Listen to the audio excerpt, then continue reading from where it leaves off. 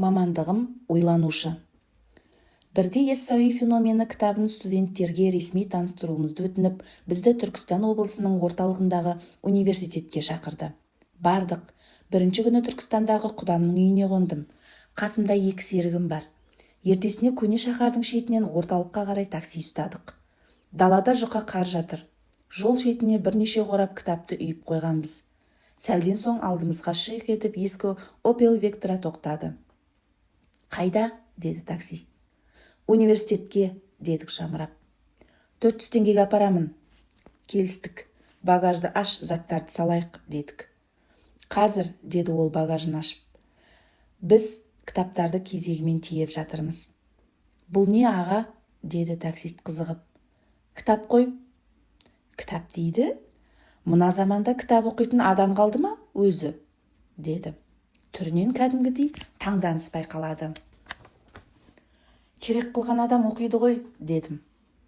Жөн екен. Өзіміз күнде базарға тауар тасимыз. Кітап тасыған адамды алғаш көруім. Сосын ғой сұрап жатқаным, айып болмасын», деді. Бәріміз көлікке жайғастық. Жұқалай қар жапқан жылтыр жолмен ескі мәшине ағызып келеді. Қасымдағы 2 серігім алдағы іс-шараны талқылап отыр. «Слайдты қалай айналдырамыз? Бүгін экзистенциялық анализді оқимыз ба?» деген сияқты тақырыптар. Таксист айнасынан біз жаққа жиі қарайлап қояды. Мұндағы әңгіменің оған қызық боп естіліп жатқанын сезіп отырмын. Тайғанақ жолға жіті қарап, бір жағы бізге де құлағын түріп ентелеп барады. Сонда да ештеңе түсінбеді. Бір кезде шашып кетті-ау деймін, айнадан маған қарап. «Ағасы, бұл жақтың адамына ұқсамайсыңдар, қайдан келдіңдер?» деді. «Алматыдан». «Жайша келдіңдер ме?» «Кітап презентациясы болады, соны өткізуге келдік». «Құпия болмаса не жұмыс істейсің?» деп сұрады. Не дерімді білмей бөгеліп қалдым. Бұл сұраққа не деуім керек? Осы мен не жұмыс істеймін? Зікіршімін десем, әңгіме тағы көбейеді. Кітап жазып соны сатамыз десем, жауапта ұнамай тұр. Үнсіз отырып қалдым. Шопырдың шыдамы таусылып, «Аға, сұрағым ұнамай қалды ма?» деді. «Жоқ, жақсы сұрақ. Жауабын саған қалай жеткізерімді білмей қиналып отырмын». «Түсінуге соншалық қиын бе еді жұмысың?» «Иә, дайындығы жоқ кісіге біраз ауырлау тиеді», деп қызықтырып қойдым. «Соншалықты ол не жұмыс?» «Ойланушы», деп табан астында суырып салдым. Күтпеген жерден саңқ еткізген жауабым өзіме қатты ұнап кетті. Таксист жігіт айнаға қарап, қасын кере үңіліп, «Ойланушы? О не тағы? Сондайда жұмыс бола ма?» деп қайта сұрады. «Иә, болады». «Сонда нақты не істейсің?» «Жатып алып ойланамын». «Тек ойланасың, басқа ештеңе істемейсің бе?» «Иә, ояу жүрсем болды, ойлана берем. Соның өз жұмыс қой». «Сонда қалай, ойланғаның үшін ақша төлей ме?» «Әлбетте төлейді. Төлемесе бала-шағаны қайтіп асыраймын». «Қанша төлейді сонда?»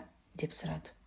Әңгіменің ең қызық жерге келгенін түсіндім де, ерекше екпінмен 850 мың теңге деп қойып қалдым.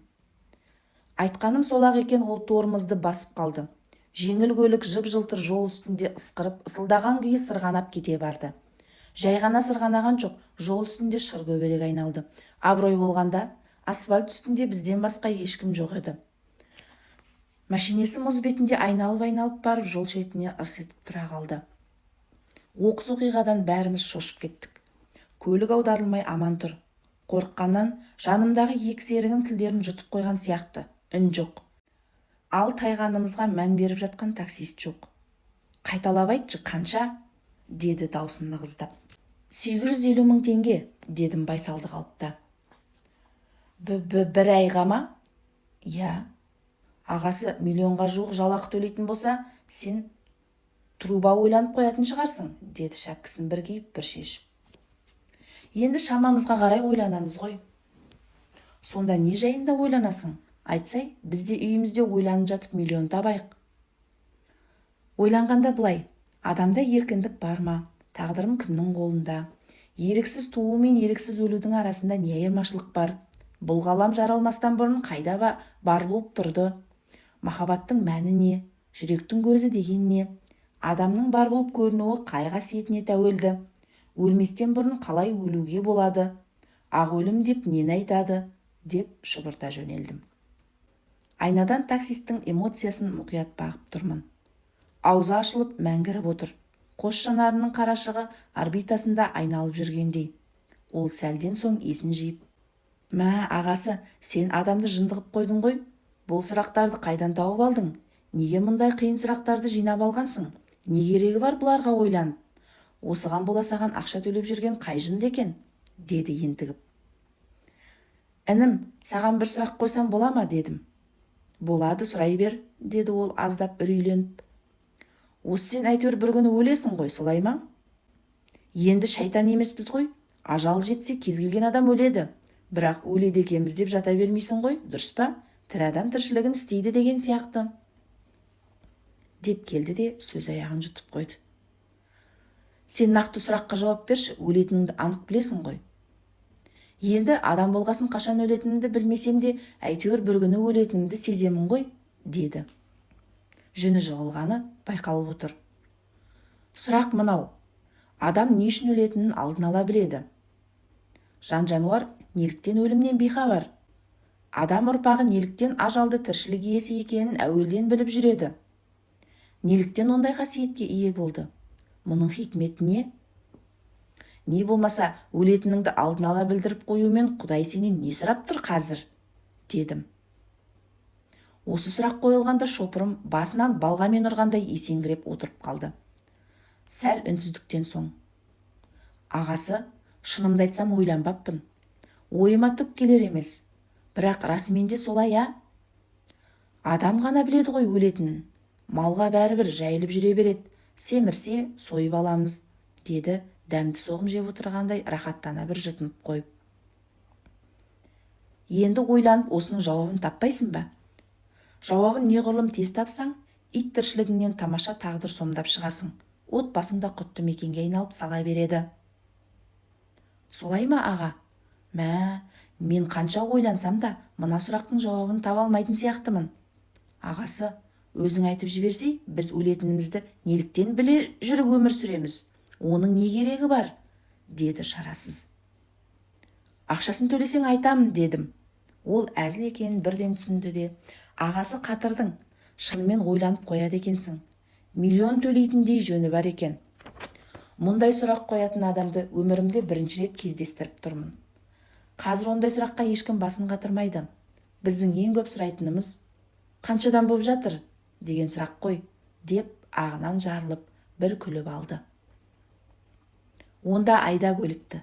Ісіміз қалып барады. Жақсылап жеткізсең, тағы да 2 миллион доллардың әңгімесін тегін айтып беремін», дедім. Көлік қайта қозғалды. Осыдан соң әңгіменің тығыны ашылды. Университетке жеткенше біздің қысқа шырынды қиссаларға қайта басын шайқап, аузын ашып, көзін жұмумен болды. Арасында өзі де ағынан ақтарылып, отбасылық өмірі жайында айтып отыр. Осылайша діттеген жерге жеттік. Қос сергім кітаптарды түсіріп жатыр. Жігітке келісілген 400 теңгесін ұсындым. Ол алуға ыңғайсызданып, қипақтап: «Аға, сенен ақша алған ұят сияқты ма бір түрлі? Негізі бұндай іспен айналысатын адамнан ақша алған дұрыс емес шығар, я?» деді экзистенциялық қабаты тіріліп. «Жоғи, қайдағы? Керісінше бізден алуың керек, себебі айлығын 850 мың теңге ғой», дедім. Ол қарқылдап бір күлді де еңбек ақысын лып еткізіп қалтасына сүңгітіп жіберді. «Қош бол, ағасы, сәттілік, баса беріңдер. Бірақ сенің мамандығыңа шынымен риза болдым.